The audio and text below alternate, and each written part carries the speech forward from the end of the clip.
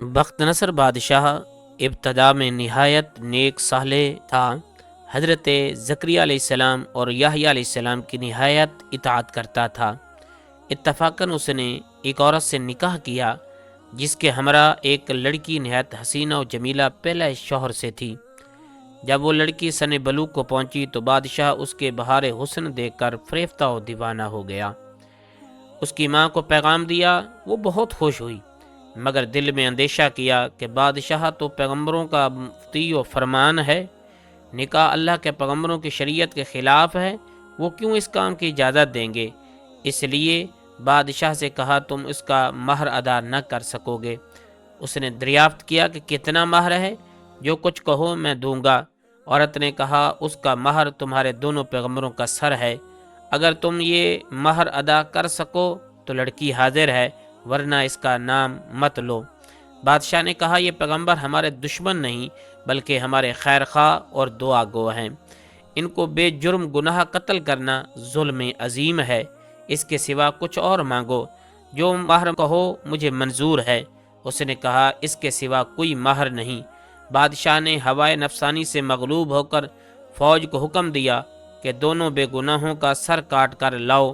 حکم کے بموجب سپاہیوں نے جا کر حضرت یحییٰ علیہ السلام کو بیت المقدس میں قتل کیا، اور حضرت زکریا علیہ السلام یہ حال دیکھ کر جنگل کی طرف بھاگ نکلے۔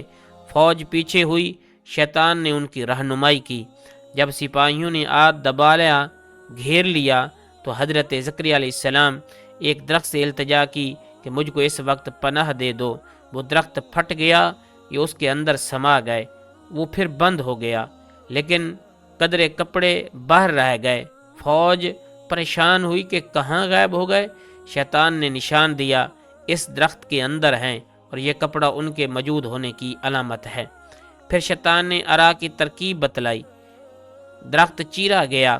جب نوبت آرے کی سر تک پہنچی تو حضرت یحییٰ علیہ السلام نے سسکی بھری، حکم الہی نازل ہوا، اگر اف کرو گے تو پیغمبری سے خارج کر دیے جاؤ گے۔ تم نے غیر سے کیوں پناہ مانگی؟ اگر ہم سے التجا کرتے تو کیا ہم پناہ نہیں دے سکتے تھے؟ اب اس کا مزہ چکھو۔ جب سر پر آرا چلنے دیا تو غرض سر سے پاؤں تک جسم چیرا گیا۔ حضرت زکریا علیہ السلام نے دم نہ مارا۔ جب دونوں پیغمبر اس بے دردی سے قتل ہوئے تو غضب الہی نازل ہوا، دن تاریک ہو گیا۔ ایک بادشاہ فوج خونخوار لے کر چڑھا اور اس شہر کے باشندوں کو قتل کرنا شروع کر دیا۔ حضرت یحییٰ علیہ السلام کا خون بند نہ ہوتا تھا، جب قبر میں رکھتے تو قبر خون سے لبریز ہو جاتی تھی۔ بادشاہ کے لشکر نے قسم کھائی جب تک خون بند نہ ہوگا میں قتل سے باز نہ رہوں گا۔ ہزارہا آدمی تہہ تیغ کر دیے گئے لیکن خون بند نہ ہوا۔ اس وقت ایک شخص حضرت یحییٰ علیہ السلام کی لاش پر آیا اور کہا کہ تو پیغمبر ہو یا ظالم؟ ایک خون کے بدلے میں 1000 آدمی قتل ہو چکے، کیا سارے جہان کو قتل کراؤ گے؟ اتنا کہنا تھا، خون بند ہو گیا۔ جامعہ دمشق میں حضرت یحییٰ علیہ السلام کی قبر موجود ہے۔